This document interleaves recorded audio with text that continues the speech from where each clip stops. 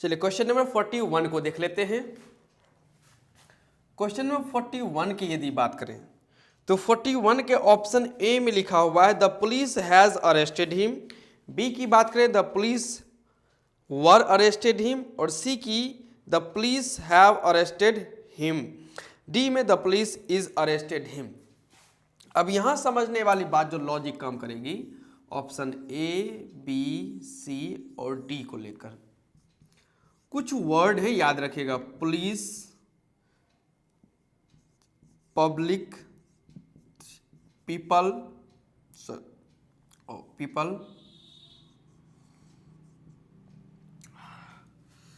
Police, हाँ,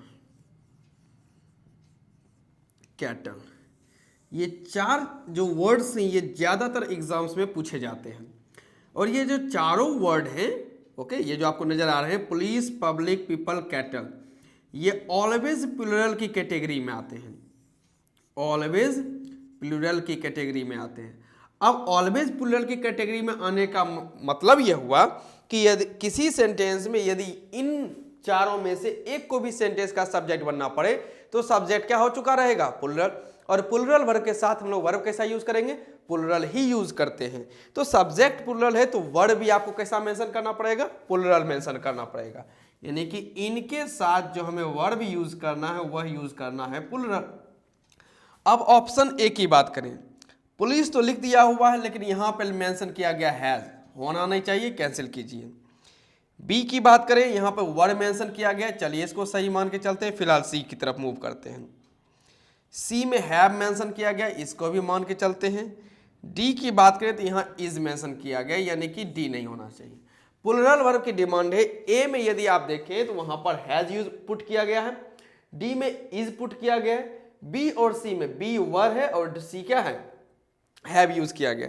अब दोनों प्लूरल है लेकिन होना कौन सा चाहिए। अब यहां पे थोड़ी सी हमारी जो समझ काम करती है, ऑप्शन बी की बात करें the police were arrested him, और एक कहा गया है the police have arrested him. अब यहां पर हमारा जो सब्जेक्ट है द पुलिस, पुलिस यहां पर हम लोगों का एक्टिव सब्जेक्ट है। कैसा सब्जेक्ट है, एक्टिव सब्जेक्ट। एक्टिव सब्जेक्ट कहा जाता है कि जिसमें उस एक्शन को वास्तव में मतलब हमारा क्या है, सब्जेक्ट करने वाला है, वो उसे क्या कहते हैं, एक्टिव। ये कहीं ना कहीं एक्टिव वॉइस से रिलेट कर जाता है। किस वॉइस से रिलेट करता है, एक्टिव वॉइस से। और एक्टिव वॉइस से जब बात रिलेट होती है तो यहां पर पता होना चाहिए कि एक्टिव वॉइस से हम लोग हैव के साथ वर्ब का थर्ड फॉर्म यूज करते हैं, ना कि वर के साथ हम लोग वर्ब का थर्ड फॉर्म यूज करते हैं। वर के साथ वर्ब का थर्ड फॉर्म हम लोग पेसिव वॉइस में यूज करते हैं। किस वॉइस में यूज करते हैं, पेसिव वॉइस। लेकिन यहां पर जो अरेस्ट करने की बात है वो वास्तव में ध्यान रखिएगा पुलिस को करना है। यानी कि जो यहाँ पे अरेस्टेड यूज किया गया उसका रियल डूअर कौन होगा, पुलिस ही होगा। तो एक्टिव वॉइस की बात है, और एक्टिव वॉइस में कहां पर आपको वर्ब के साथ वर्ब का थर्ड फॉर्म नजर आता है, एक्टिव वॉइस में वर्ब के साथ हमें आईएनजी फॉर्म का यूज करना पड़ता है, जिस वजह से हमारा जो है ये बी नंबर आंसर कैंसिल और सी नंबर आंसर क्या होगा, बिल्कुल सही। ये रहा 41 का ऑप्शन सी। क्वेश्चन नंबर 42 में आते हैं। ए बी सी और डी ऑप्शन की बात करते हैं। 42 में यदि जाएं, 42 का ऑप्शन ए कहता है he gave me good advices, B कहा गया he gave I good advices, C की बात करें तो he gave me good advices, और डी नंबर 42 का डी नंबर 42 के डी में यदि जाना पड़े तो वहां लिखा हुआ ही गेव आई गुड एडवाइसेस। अब यहां तो फिलहाल 3 ऑप्शन तो यूं ही कटने वाले हैं, शायद और चलिए ठीक देख सकते हैं। एक तो यहां पे आपको मेंशन ये करना है कि गिव इस सेंटेंस में वर्ब है, और वर्ब के बाद हमें क्या मेंशन करना पड़ता है, ऑब्जेक्ट। लेकिन आप देखें 42 को, 42 का बी ऑप्शन में मेंशन करें तो यहां गेव के बाद आई मेंशन किया गया है। गेव के बाद क्या मेंशन किया गया, आई, इसको हटाइए। डी की बात करें 42 में, 42 का डी, यहां पर भी गेव के साथ आई मेंशन किया गया है, इसको भी हटाइए। अब बात करते हैं ए और सी की।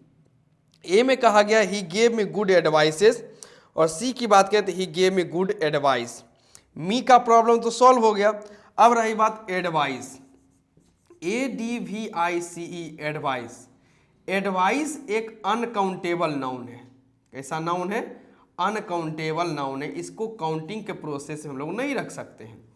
तो अनकाउंटेबल नाउन की खासियत क्या होती है कि इसमें आप एस और ईएस का यूज नहीं कर सकते हैं।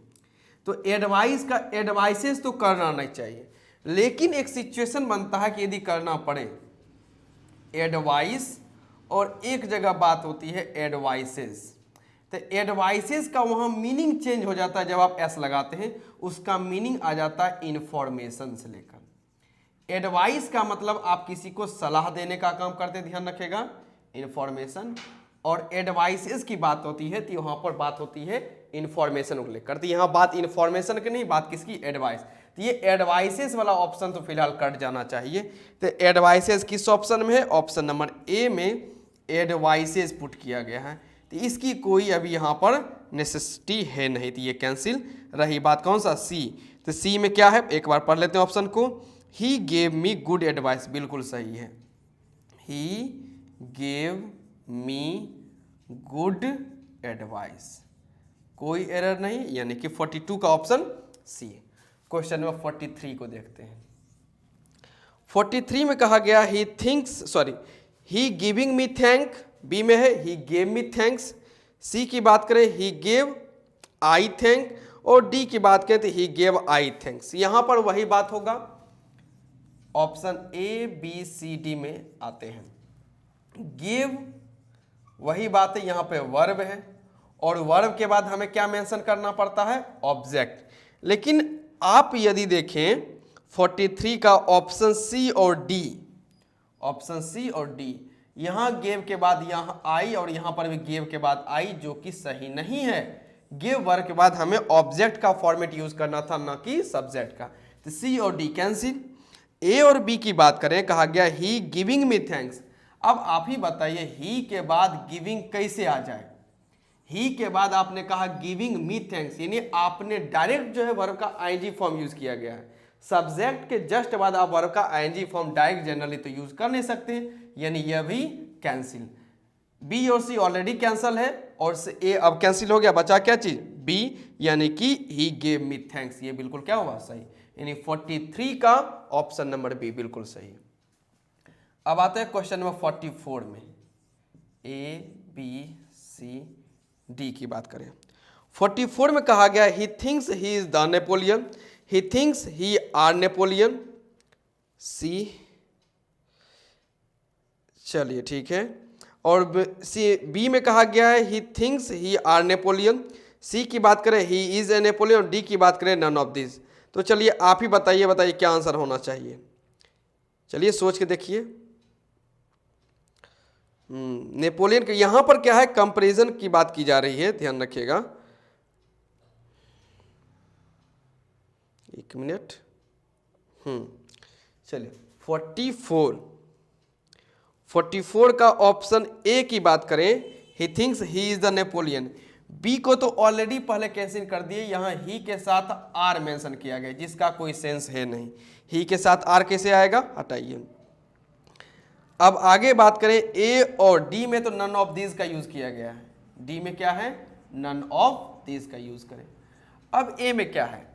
अब ध्यान रखिएगा, जब आप किसी भी पर्सन को, आप किसी दूसरे पर्सन के आप जजमेंट देना चाहते हैं कि वह उसकी तरह दिखता है, जैसे मैं ये कह सकता हूं he is a Bhagat Singh of my class. He is a Bhagat Singh of my class. अब जो ही आप इस प्रकार की बात करते हैं तो इसका सेंस ये आता है, आप यह कहना चाह रहे हैं कि वह मेरे क्लास का भगत सिंह है। यानी कहने का सेंस ये है कि उसमें जो एटीट्यूड दिखता है, जिस प्रकार का लॉजिक उसका दिखता है, जिस प्रकार का एग्रेशन दिखता है, वह कहीं ना कहीं एक भगत सिंह से मैच करता है।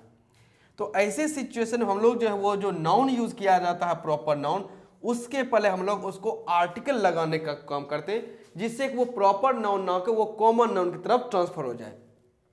किसी भी व्यक्ति का क्वालिटी या नेचर जब किसी से कंपेयर करते हैं उसमें यह मौजूद है, तो ऐसे सेंस में वो जिसका क्वालिटी आप ट्रांसफर कर रहे हैं उसके पहले आपको क्या लगाना पड़ता है, आर्टिकल।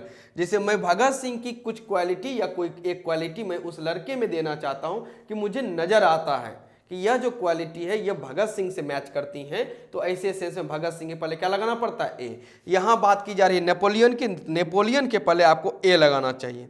ए लगा हुआ है सी में, यही आपका आंसर होगा। तो ही thinks he is a Napoleon, ये बिल्कुल सही गया। तो 44 का ऑप्शन कौन सा आता है, सी नंबर, बिल्कुल। अब आते हैं क्वेश्चन नंबर 45 को लेकर।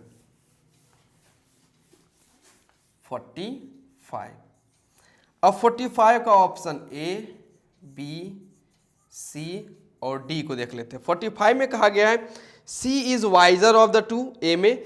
बी में कहा गया है she is the wiser of the two. C की बात करें she are wiser of the two, और डी की बात करें नन ऑफ दिस। अब ऑप्शन नंबर सी तो पहले काट दीजिए, कैंसिल करना पड़ेगा हमें, क्योंकि सी के साथ वर का यूज तो होता नहीं, सॉरी आर का यूज तो होता नहीं है, ये ऑलरेडी कैंसिल है, इसे हटाइए। बात करें ए और बी के, सी इज, एरर जो आपको नजर आएगा यानी कि जो करेक्शन हमें करना है या हमें बात खोजनी है, वाइजर के साथ यहाँ पे द लगना चाहिए कि नहीं लगना चाहिए, बात ये है। अब यहाँ लॉजिक ये काम करता है, ध्यान रखिएगा कॉन्सेप्ट। जो भी कॉम्परेटिव डिग्री है, कॉम्परेटिव डिग्री, तो कॉम्परेटिव डिग्री के साथ ध्यान रखिएगा हम लोग आर्टिकल द का यूज नहीं करते हैं।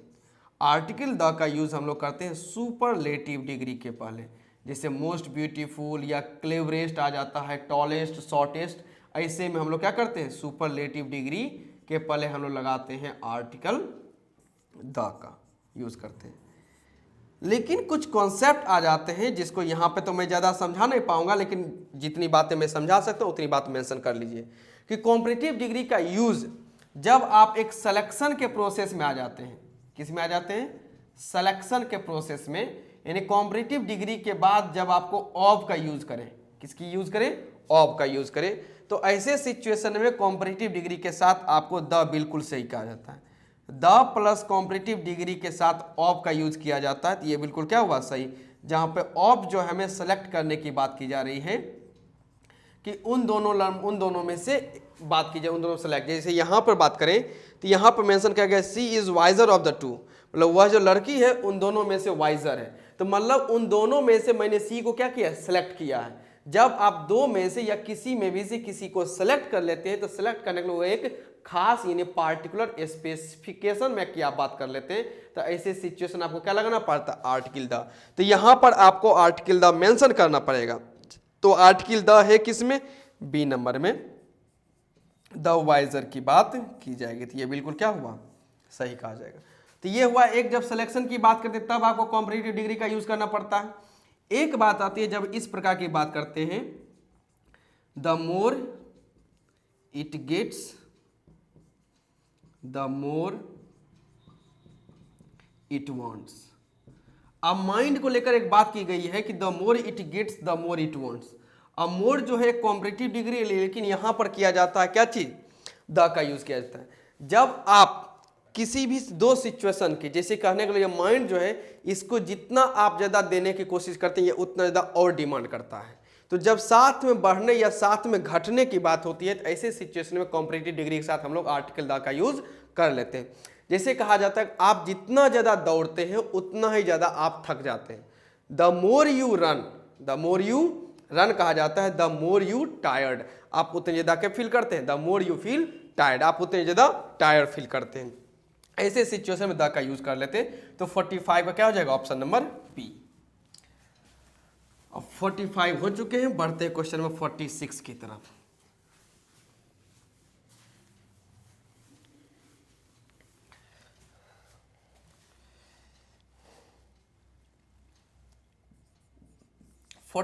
की बात कर लेते हैं।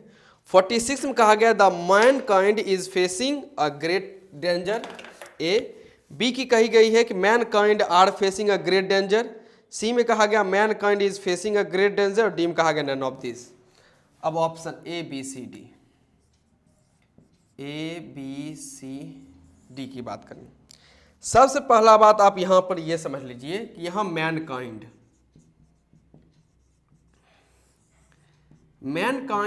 एब्स्ट्रैक्ट नाउन है। मैनकाइंड कौन सा नाउन है? Abstract noun.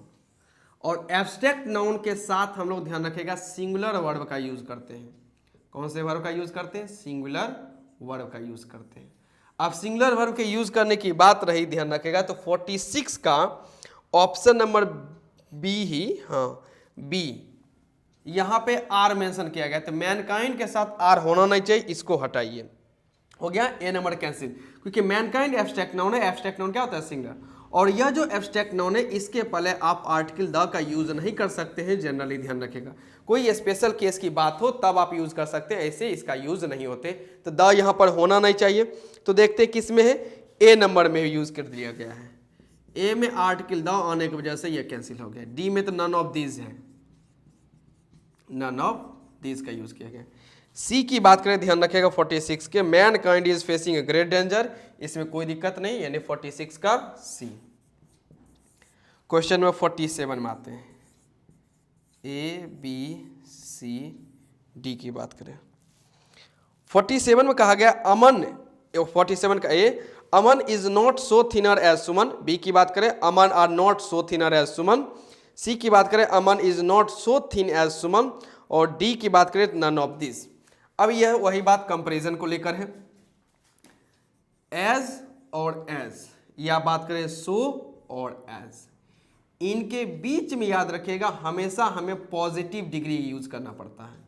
कौन सा डिग्री?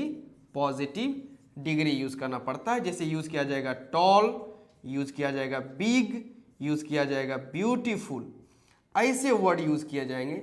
और उसी पॉजिटिव डिग्री की कैटेगरी में आता है थिन, THIN।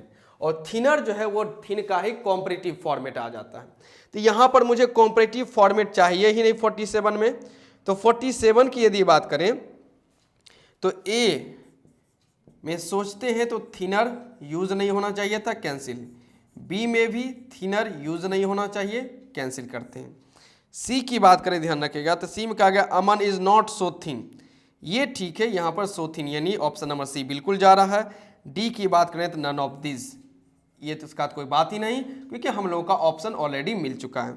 और बी नंबर को आप एक और तरीके से गलत कर सकते हैं कि अमन के साथ आर मेंशन कर दिया गया है। अमन एक सिंगुलर नाउन है तो उसके साथ हमें इज वर्ब का यूज करना चाहिए था, ना कि आर का। तो उस पॉइंट के मुताबिक भी यहाँ पर बी नंबर हमारा क्या हो जाएगा, उसमें गलत हो जाएगा। इसमें भी आप कर सकते हैं 47।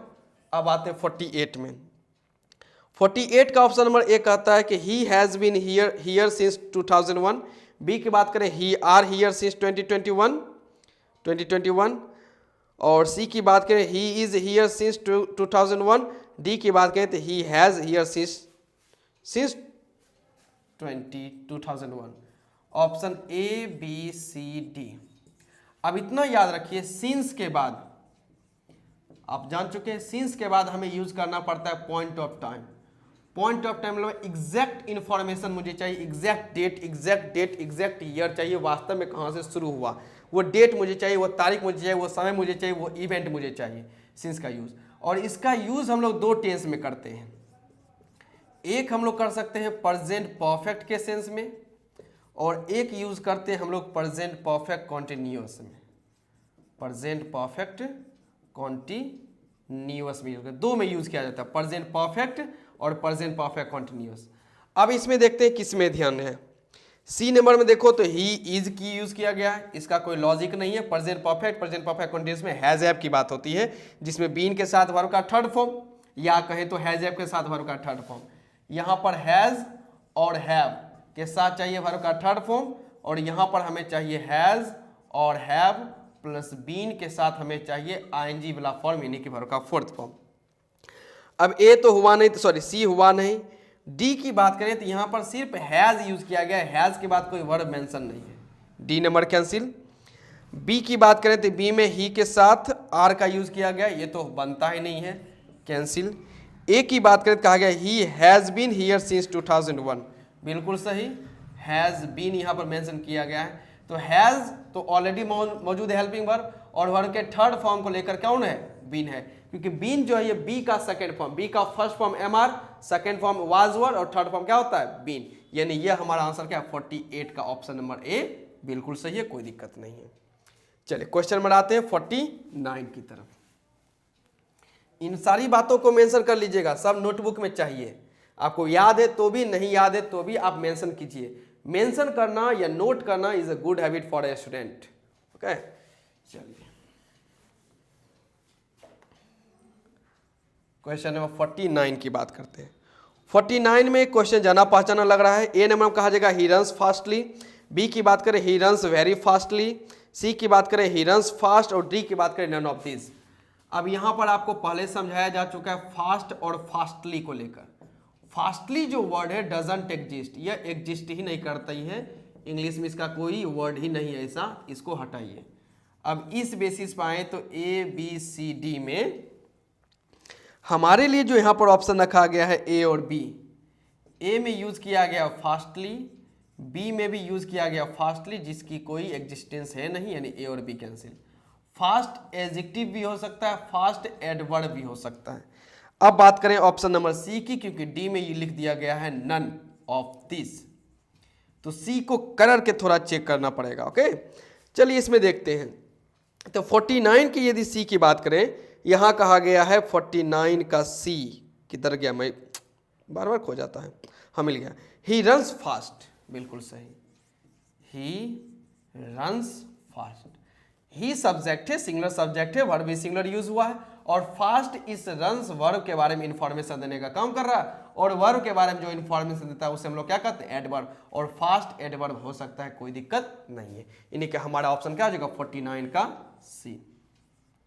क्वेश्चन नंबर 50 में आते हैं। 50 की बात करें, कहा गया he ordered with a drink, B की बात करें ही ऑर्डर्ड ए ड्रिंक, सी की बात करें he ordered at a drink, he ordered to a drink.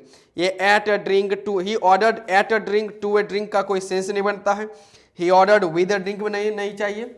Order जो यहां पर बात की जा रही है option A B C D, जब आप बात करते हैं ऑर्डर्ड, तो ऑर्डर्ड जो वर्ब है ये एक ट्रांजिटिव वर्ब की कैटेगरी में आता है, जो सीधे अपना ऑब्जेक्ट लेगा। तो कहा जा सकता है ही ऑर्डर्ड व्हाट, उसने ऑर्डर किया, तो क्या ऑर्डर किया, तो ड्रिंक, तो कितना ड्रिंक किया, एक ड्रिंक ऑर्डर किया, he ordered A drink, direct object mention हो जाता है, यानी 50 का बी नंबर, 50 का बी नंबर बिल्कुल सही है। तो 50 क्वेश्चन हम लोगों के अभी तक करेक्शन ऑप्शन टेस्ट के कंप्लीट हो चुके हैं। चलते हैं 51 क्वेश्चन की तरफ, जिसमें जो क्वेश्चन मेंशन किया गया है